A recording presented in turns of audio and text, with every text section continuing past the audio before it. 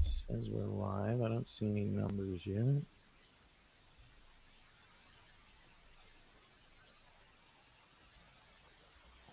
All right, I just got to make sure that this is actually live. Yesterday, what was happening?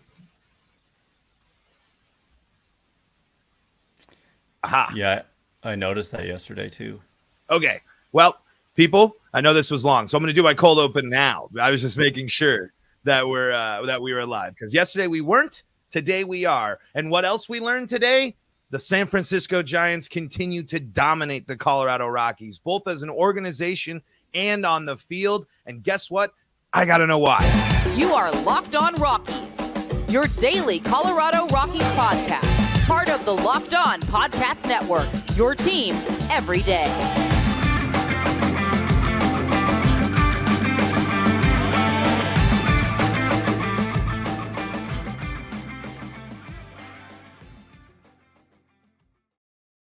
Rock on Rockies fans and Giants fans, welcome into a special Locked On crossover event here on the Locked On Podcast Network. We thank you for making Locked On Rockies and Locked On Giants your first listen of the day. Shout outs to all of our everydayers out there. You can find both of us on Locked On Rockies and Locked On Giants on YouTube, currently streaming live on the Locked On Rockies YouTube channel here. But you can check out all the Giants action on Locked On Giants, and you can find all of your Rockies and Giants action as well as your Locked On action on the Sirius XM app. All you got to do, just search Rockies, Giants. You'll be taken where you need to go. You can even search Locked On, and you'll be taken exactly where you need to be. Today's episode is brought to you by Birddogs, and we'll talk more about that later. But Birddogs are your shorts for the summer, and you can go to birddogs.com/LockedOnMLB, and when you enter that promo code, you can get a Yeti tumbler. Look at that, both of us. We got them right here. Look at that. Both of us drinking our water here on the show.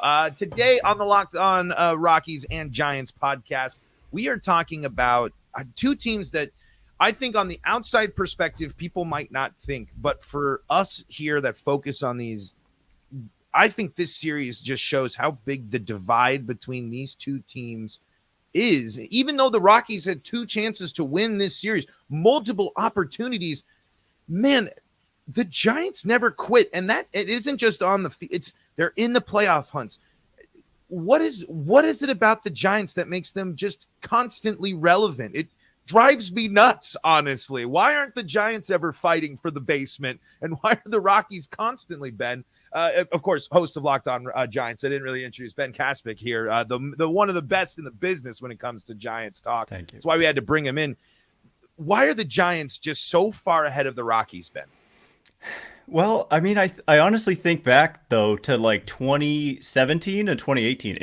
And I think that corresponds to when the Rockies were having some success and finishing ahead of the Giants and making the playoffs. And I might be a little off with the years by one or two, but the Giants did kind of bottom out. And in 2017, they lost 98 games. And so that year, I mean, you obviously had the early success in the 2010s, obviously, and they were in it.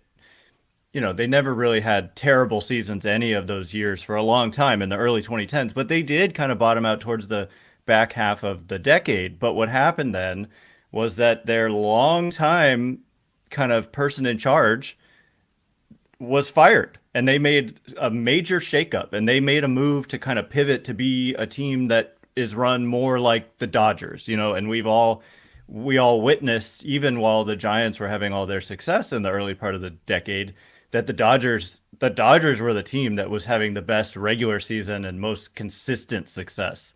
And so that move there, when no disrespect to like Brian Sabian, who architected the championship winning teams, but they kind of didn't modernize. By the end of the decade, you were starting to see them bottom out and kind of be a team like the Rockies still is, or are, whatever. But it sounded weird coming out of my mouth. But they hired Farhan Zaidi, who was literally the Dodgers general manager. And that's who they hired to be their president of baseball operations. And I would argue that little by little, they're kind of, the Dodger, I watched your live show yesterday, and you were talking about how the Giants and the Dodgers are just two teams that just kind of really handle the Rockies. And I think there's some similarities in the style of play that just gives them advantages night in and night out against a team that's not kind of operating at that level, which is what I saw from the Giants in like 2017 when they lost 98 games. And so it's taken a while. I mean, they won 107 a couple years ago, but I think they're still trending upwards. That year was kind of a blip, but I Right. think they're still trending upwards. That's what's amazing is the fact that 107 wins was kind of the outlier, but it's never been like, and like 107 wins is insane. Like you don't always have to get there. That's not necessarily, I think, always the goal to win 107 games. I think the Giants just kind of embody the mindset of we just want to be there because they're a team that I feel like is that kind of they're not in the same ways as Philly in the same sense of last year's. Just get us to the most important part of the season, and then we're going to be okay because we trust ourselves. Would you say that's the case? Do you think that's kind of the thing? I asked Miller Thomas of this. We did a crossover last week because the Diamondbacks are, I think the Rockies and Diamondbacks have kind of been hand in hand for a while, but the Diamondbacks clearly on a really solid upwards trajectory, whereas the Rockies are stalling. I don't necessarily, I'm not going to sit here and say that the Rockies are actively getting worse when they have a lot of, do have some excitement stuff on the way. And we saw a couple of exciting things here in this series, but does it matter to win the NL West? Is that really the goal in the expanded wild card? I mean, of course it's great. It's all fine and dandy, but I think you could ask a lot of Dodgers fans, they don't give a hoot about all those division titles when it compares to how many times they've fallen short in the playoffs. Do you think it really matters to be a division champion in the wild card era? I mean, it's really interesting that you asked me that because I have been beating this drum for especially since the expanded wild card. Like, it doesn't matter at all. You are not even promised because now there's that new first round, best of three, and you can literally win the division and still you like two division winners get a bye in that round, but one of them doesn't. And so you could win the division and it makes no difference whether you won the division or if you were a wild card team. And there's certain like kind of loopholes where you end up maybe facing a weak division winner. Like right now in the National League Central, you could be a wild card team that ends up facing that team as opposed to facing the best wild card team, which might have a better record. Like right now, the D-backs would be that first wild card team. And so you could be the bottom wild card team and get to face the Brewers and be the second wild card team and have to face the tougher D-backs. And so I don't care one lick if, I mean, look, you want to hang the banner, you won the division, but look, at the end of the day, it's about winning championships, not about winning division titles. And so obviously you'd like to win the division. Obviously you'd like to get to skip around, but I think it's unrealistic with, I mean, the obviously the Padres are not doing what people expected them to do yet this year, but with the Dodgers and the Padres preseason, like in the division, I think you're just living in fantasy land if you think, okay, that we have to win the division. There's 3 other spots available to you if you don't win the division. So I don't care at all. And honestly, like I said with that scenario, like in some ways, there's a scenario where you end up playing a weaker team than you would if you had, I mean, not, I don't know. I just don't think I'm with you 100%. Yeah, no, I mean, because it's just look. I mean, like Philly's the prime example, and the Dodgers are a prime example. It doesn't matter. You have to be. It's the best team. I mean, the best teams handle the adversity. And when I look at a team like the Giants, and again, these are the Rockies, and you can say whatever, but a team down 4 2 times on the road, those are big wins. This is a team that just stole 2 wins on the road, and if you're capable of doing that. And you can do that against a good team. You can do that in September. You can do that in November. That's gonna win you that best of 3 series. The Giants don't quit.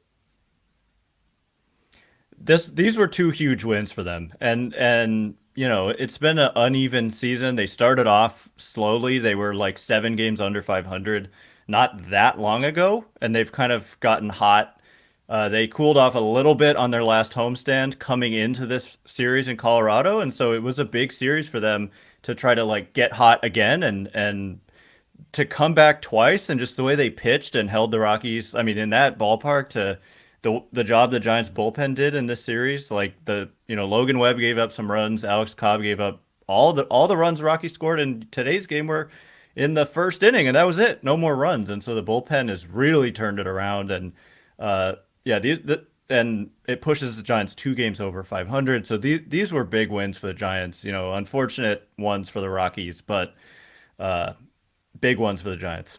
Let's dive into more of what this means going forward. Let's take a look to about diving a little bit more into this series, what we liked, what we didn't like. As heartbreaking as it was for the Rockies there were things to enjoy, especially with 2 starting pitching performances from guys that have really needed to step up for the Rockies and have been filling in this issues of depth and all sorts of stuff.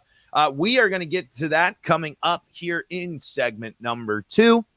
But before we do that, I want to tell you about our friends at Birddogs. And we pulled out our Yeti-style tumblers earlier. And if you want to stay cool and refreshed this summer, Birddogs got you covered because they are perfect for a guy like me. I'm a shorts 24/7, 365 type of guy. I'll wear shorts to work, and they're exactly what I need. They're comfortable, and they look stylish. I had to stop. I threw in the towel, Ben. I used to be wearing sweat shorts and gym shorts to the office.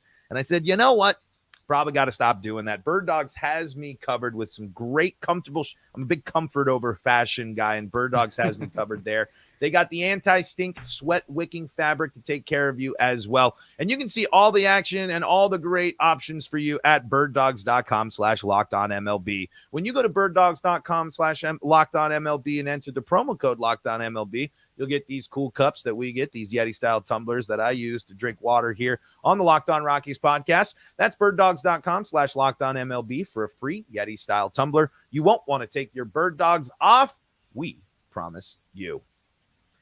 This is a special crossover edition here of Locked On Rockies, Locked On Giants. Paul Holden, Ben Kaspick here joining you. Thank you for making us your first listen of the day. Free and streaming on your favorite streaming services and on YouTube, and also on the SiriusXM app and SiriusXM. Just search Locked On Rockies, Locked On Giants. They also got you covered for all your play-by-play action, too. Just search Rockies or Giants. Select the feed of your choice. Ben, what did you like the most about this series? Was it the comebacks? Was it the pitching performance? What encouraged you the most going through here? I saw you tweeting a little tongue-in-cheek about the lack of home runs lately for the Giants, even though they're a team that I think I want to say over 20 more home runs than the Rockies do this season, and that's playing in San Francisco. The Giants completely eliminate the Coors Field narrative, man. I tell you what, that's the thing. What did you like? Was it the fact that the Giants can officially declare we have no fear about playing at Coors Field? What were your key takeaways from this series? I think the biggest thing just has to be coming back and that it builds the confidence for the rest of the season, or at least for the next several weeks or months or whatever, that you're behind in a game early and there's no panic and you have this feeling that you're going to come back. And they kind of created that in the second game of the series, and it carried right over into the third game. It was like, it kind of just felt like, if you just limit the damage, because the Giants went ahead 1-0 in the top of the first with a homer. Rockies got 4 in the bottom of the first, but like the Rockies could have done more. There were in both games where they rallied, like Michael Conforto made a huge diving catch that saved a couple runs off the bat of McMahon. And I believe Brandon Crawford had a big diving stop to rob Mike Moustakas as well. Yeah, and those were huge. And it just had that feeling like if you just keep it within like 3-4 runs, it's Coors Field. You believe in your offense. Their offense is just kind of like grinding. And like in game 1, we could talk about 240 pitches that the Rockies threw. Which was first time in MLB history a team has lost when they have struck out 16 batters and also, I believe, walked 11. It was a crazy stat. And 240 pitches. I know. It was absolutely insane. And so, yeah, like that game was its own kind of craziness. But then the comebacks, I think, for me, are the biggest thing, just because both times, I mean, it wasn't like one run comebacks. We're talking 3, 4 run comebacks in the late innings, and just the way that they did it, and that they didn't, sometimes you have a tendency to try to do too much, but they were like taking their walks, and the leadoff walk. I mean, yesterday and today in the ninth inning today, the 2 walks in a row starting that inning, and yesterday, both innings, the seventh and eighth, I believe, where the Giants got their rallies going and eventually came back from a 4-0 deficit. Those innings both started with leadoff walks, and so just I know part of that is obviously frustration on your part and Rocky's pitching, but at the same time, like if you look back at today in the ninth inning, Blake Sable leading off the ninth against Pierce Johnson, he grinded out a great at bat where he was swinging at strikes, fouling off tough pitches, and just not swinging if it wasn't in the zone. And they kind of have guys like that up and down the lineup, and it puts a lot of pressure on the pitchers, which is what we saw extensively in game one, and it's part of what fueled the comebacks in the next 2 games as well. And so if that is the approach that they had in 2021 offensively, it was just like grinding out pitchers and then hitting homers, and the homers were coming early. They haven't come so much lately, but a couple of big homers won them this game today. They hit 2 homers and snuck out a little 6-4 win. And so, yeah, but for me, just they haven't had a lot. I honestly think they were like 1-25 when trailing after 7 this season coming into this series, and they're 2 straight wins trailing after 7. So now they're 3-25. I know that probably stings to hear, but yeah, I mean, it's what they do. It's when, especially with the Rockies, when they are dominant at home, they're so good at capitalizing on teams making the mistakes. It just is unfortunate for the Rockies that they were the ones making the mistakes and the Giants were capitalizing. If you give 2 leadoff walks with nobody out in the top of the ninth and you only have a 1-run lead at Coors Field, that's asking for trouble. Just absolutely, But that's what's so frustrating. The Rockies wasted 2 quality starts in this series where they had 2 starting pitchers come up, both of which aren't flashy, both of which aren't going to dominate you, but they went up against a professional batting lineup, like you said, a team that's going to grind your at-bats, a team that saw 240 pitches in the first game, and the Rockies weren't able to clutch up enough. A flash in the pan here of offense isn't enough. So for the Rockies, there's stuff to be encouraged by. I think Ezekiel Tovar has, is continuing to grow and develop and shine. Ryan McMahon had a solid series as well. He's continuing to hit the ball, and even when it got out, he hit the Joel DeGrace points out here. McMahon hit a few shots that broke the sound barrier, but went straight to someone. I mean, that's encouraging. There are things to be encouraged about by the Rockies, but when you're seeing these pitching issues, that's the issue on top of everything that we've seen. This is this overworked bullpen that has now been seeing these starting pitching issues, and the Rockies offense, they can't miss out on these opportunities. They never put the game away. Like you said, the Giants were able to keep the game 3-4 runs throughout the entire game, chip away a little bit, and then really take advantage. For the Rockies to improve, they got to end this. And I was looking it up. The Giants now, I believe, and I might are now, I think it was, I was talking about this after yesterday, so let me do my quick math. The Giants are now 32-9 against the Rockies in the last 41 games. Like that, you just can't count yourself as a series contender when your division rivals thump you that bad. The Giants continue to be just an absolute boogeyman for the Rockies, and I want to be encouraged by some of the stuff we saw, but it is so frustrating. I mean, Pierce Johnson has to be completely reevaluated as a closer. I don't know why he's continuing to be brought out there. He started the year strong, but he has shown issues. The Rockies desperately need Daniel Bard to get back in that closing role. He comes in for one batter, gets the strikeout. It's like, I know you're dealing with the anxiety and stuff, but Bardo, like, you can close games for this 5th place Rockies team. I think that's I'm hoping that's something that can help you build some confidence, because as much as we care and we want the Rockies to win, like, really the scales aren't, or it's not that big right now. I just want the Rockies to be realistic about their situation, and I just don't know if we're going to see it. It was good to see the young guys play a lot in this series. Nolan Jones had a good series, hit a ball to the absolute stratosphere in this one, 484 feet. Against Webb. Yeah. I mean, he's, it's just the Rockies just need to be willing to embrace this season. And I just don't think they are. What did you see from the Rockies specifically? Like, what do you think the Rockies need to do to beat the Giants in the next series?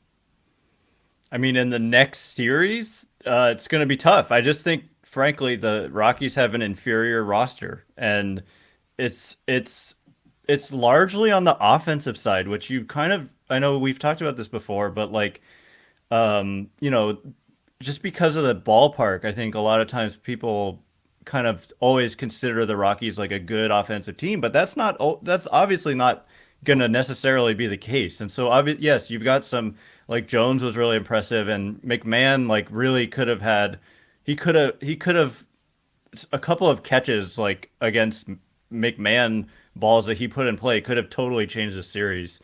So you've got some players. I know McMahon's been like red hot, but other than kind of those guys, like we're talking. I don't know, the Giant, even the randos. You probably see like, who is Blake Sable, and right, even guys like that. I for say the that Giants. every time I see the Giants. It's, who is this guy, and why does he bat 550 against the Rockies? So who are these people? They're better at talent evaluation, in my opinion. I mean, this is the thing about Farhan Zaidi, who, like I said, they hired from the Dodgers. He's the guy who like recruited Max Muncy, and he's the guy who traded for Mike Yastrzemski and traded for and by the way, like, they got Max Muncy on a minor league deal to the Dodgers. The trade for Mike Yastrzemski was for a guy who still hasn't made his major league debut, Tyro Estrada, who has become a really good player for the Giants, and they got him for cash. Lamont Wade Jr. has been awesome and reached base 6 times in the first game of the series. They got him for a guy who's now pitching in Korea. And so, like, just their talent evaluation, I think, is superior. And the Rockies, like, they commit all this money to Chris Bryant, and that's been a huge disappointment. He's on the IL again, by the way. He's on the IL again, and just the numbers aren't what you like. He needs to be hitting like 45 home runs in that ballpark. You know what I'm saying? Like, if you put this Giants team in Coors Field, like, they would lead the league in runs by a lot. Like, just because I just think the Rockies offense is not quite, especially when they go on the road, they have a hard time scoring. The starting pitching was good. I mean, like, 2 of those guys, like you said, Chase Anderson, right, today, yep, and Seabold yesterday. Chase Anderson and Connor Seabold yesterday. But hat tip to those guys. Those guys were really good.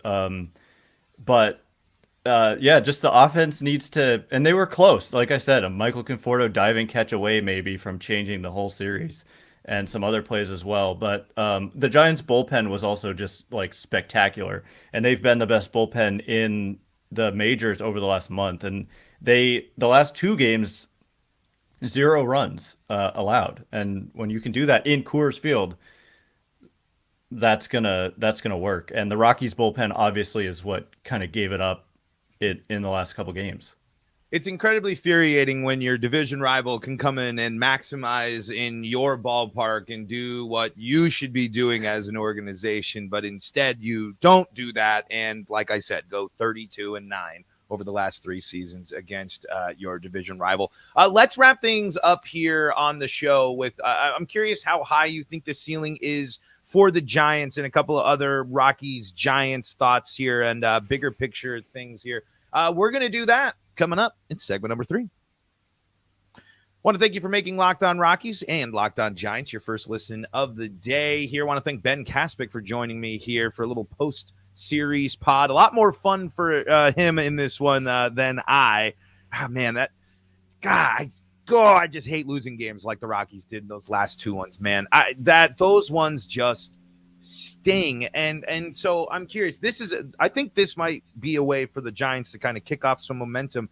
I'm curious, how high is the ceiling for the Giants this season? Like we mentioned, we talked about the division. Winning the division isn't all that important. I'm just curious, where do you see this Giants team shaking out? Because, the Padres might figure it out. They're running out of time. The Diamondbacks are going to be, I think, fighting along the way. The Dodgers are the Dodgers. How high can the Giants go this year? I mean, I think if you're talking best case scenario, they could probably win 90 something games. I don't know, 94 or something if everything just kind of clicks from here on out. More realistically, like maybe in the mid to high 80s. So, and you mentioned the Phillies, and that's exactly what they did last year, and that's exactly what they rode to the World Series. And so that's like, I mean, they really want to make the playoffs. And so I would imagine they're going to also be an aggressive team at the trading deadline. And so, but yeah, the ceiling, it's hard to ever put a ceiling on a team, especially after I witnessed 2021, like the Right. ceiling is just like bonker. I mean, at this point, being only 32 and 30, even if you played that way, you're already not win. Obviously, they're not winning 107, but I think they could be like if you look back at like last year's Cleveland Guardians, for example, they had they were kind of middling. There's plenty of cases of teams that are around 500, maybe even a little below. Even the Phillies last year, they fired Joe Girardi when I think they were like 22 and 29, and the 2019 Nationals were 19 and 31. And so there's plenty of times where you're kind of middling around 500 or worse after roughly 50 or 60 games, and you go on to end up having a really good season. And the I mentioned the Guardians, they did that last year too, and they ended up winning 90 something games. And so I think the Giants are definitely a team, given how well the bullpen is now performing, given some of the starting pitchers they have. They've got some prospects who are actually like really intriguing that are close, and I think their lineup we saw in this series can be pretty darn tough, especially in that first game we saw it, but even with the comebacks in the other two. So yeah, I think some people might think 90 something wins. Yeah, right. But I honestly don't think it's like super unrealistic.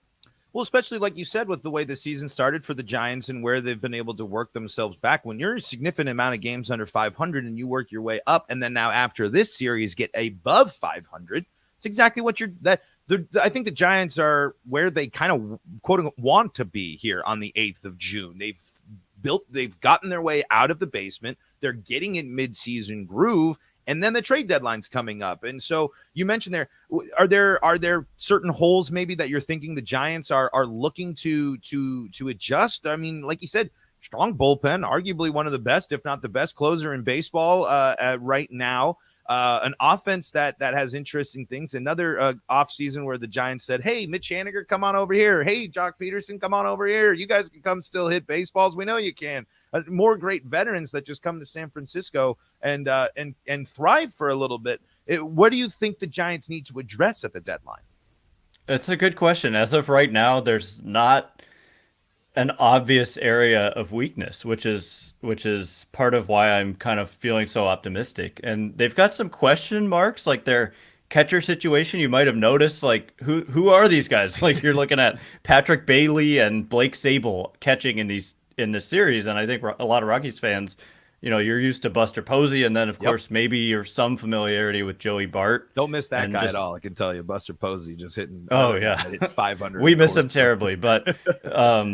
Patrick Bailey, I mean, he was a first round pick of theirs in 2020, and he made it to the majors just this year, wow. And he's been really good. And so I could say catcher, except they've gotten good production out of these guys who have come up. And then, I mean, honestly, like maybe shortstop, but Brandon Crawford is still on this team, so that's kind of complicated, and their outfield is crowded. You could always go out and get like an ace caliber pitcher. And so that's like you've got Logan Webb, and then you've got like Alex Cobb, who is underrated, but he's not like Corbin Burns or something. And so and then if the Angels fall apart and Shohei Ohtani is available, like I feel like you kind of just maybe do whatever you can to get that guy who's both an ace and an awesome hitter too. So it's weird because they have so much starting pitching depth and they have some good starting pitching prospects in the upper minors, but maybe, and I say Corbin Burns, but like I don't think the Brewers are at first place, so I don't know why they would trade him. But you get the point. Like maybe if there's an ace out there, that always can help you not just get to October, but win in October. Yeah, and as for the Rockies, they got to sell. You have to trade as many veterans off this team as you can just to get draft picks, get some MLB ready arms, or get some arms that are going to be ready to go. Will they do that? Jury's still very much out on that. I think the Rockies still will avoid that 100-loss season still, especially with the way they played in May.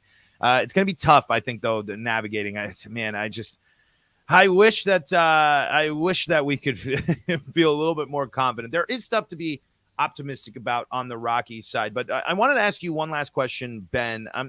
I didn't really think too much about this going into the season and kind of the role, but after this series and kind of some stuff, like, I'm starting to think Bud Black might need to go. I'm wondering if you think this similar situation or how important a manager shift for a team like the Rockies might be. I don't think it would make too much of a difference as long as the people above him are the same. And I don't want to come on here calling for people to sell or get fired or whatever, but you can come on here and say sell the team. We're happy for that. Don't worry. Mean, yeah. So like I know that they made a move and I forget what his name was, but that he left. Bridich left after about 3 months after the Nolan Arenado trade. There was an interim season for a bit in which Bill Schmidt, who's the current GM, was the interim GM for a year, in which they didn't trade Trevor Story. They let John Gray walk, and then again didn't I think that, and then that was also the Chris Bryant season, I think, as well, or maybe the season after that. Anyway, I think they made some change, but Bill Schmidt is one of Dick Monfort's right-hand guys. Yeah, and as long as that keeps happening, I think that not much is going to change. And so like you could fire Bud Black, but but I think he's got the respect of the players. He's one of those guys. It reminds me of Bochy. Bochy obviously had the respect of the players and the fans, and is a legend. And they might have a statue of Bruce Bochy at Oracle Park one day. And but even so, once the first domino to fall was the firing of the people in the front at the top of the front office. And then Bochy had one more year where they let him kind of say he was retiring, which obviously he wasn't. He was kind of being right. He read the room and understood like the new people in charge should get to pick their own manager. And so I think that worked out in the right way, and that it needs to come from a higher level. I don't think a manager makes, without change at the top, I don't think a manager makes that much of a difference. And also I think Bud Black is probably fine as a manager. He's not like actively costing you tons of wins left and right. I think he's a little too trustworthy of his pitchers from time to time. And again, I'm really still wondering why Pierce Johnson continues to get save opportunities. And I think the only reason has to be because Daniel Bard doesn't feel ready for that role yet. Still trying to figure out everything up there. But I'm with you. I get frustrated by Bud Black, but Bud Black's not the problem. It goes down to the inactivity and the inactions of this team from the top, and needs to change from the top down completely. I think the Rockies could be a team that would be a really exciting team for if they were to sell or they were to move on. I think the Rockies would be a team that people would be ecstatic to get involved in, because I think there's people in baseball hungry and ready to crack the Coors Field code and make this a place where the Rockies are that powerhouse that they think they are. But Ben, we could keep going on. We got tons more to talk about. Sure, this won't be the last time we chat here this season, but Giants sweeping away the Rockies. Let me just put the whole record, probably flip it over, and I'll set it to the same tune for next time. Because golly, this team just kicks the snot out of the Rockies. Ben, thank you so much for the time, and thank you so much for joining us. Where can people go here to stay up to date with all things Giants, all things you? Well, I do the daily show just like you, Locked on Giants on YouTube or wherever you get your podcasts, and I'm on Twitter, pretty active, kind of like the stats and all that, but in a way that's very digestible, and that's on Twitter at Ben Kaspick, and you can see if you're on YouTube, Kaspick. And then what about for you? Where can my listeners find you? Check us out live streaming almost every episode on Locked On Rockies. You can be part of the live chat, just like Ryan Tartlesky and Joel DeGrace, some of my everydayers here on the Locked On Rockies podcast. Also, LO Rockies on Twitter, Paul Holden 33. Talk a lot about Mario baseball there, too, in case you're curious about the fictional world of the Mushroom Kingdom. But I do want to say one thing. Ben does a great job of breaking down stats and a great job of bringing those analytical things to a more digestible thing. If you want to get a deeper understanding of the Rockies opponent, I highly suggest following Ben. And I highly suggest making sure you tune into Locked On Rockies and Locked On Giants each and every day. We thank you for making us your first listen of the day. You can see us on SiriusXM and the SiriusXM app as well, where we're also there. So check us out wherever you get your podcasts. And folks, until next time, this is Paul Holden saying so long from the Locked On Podcast Network.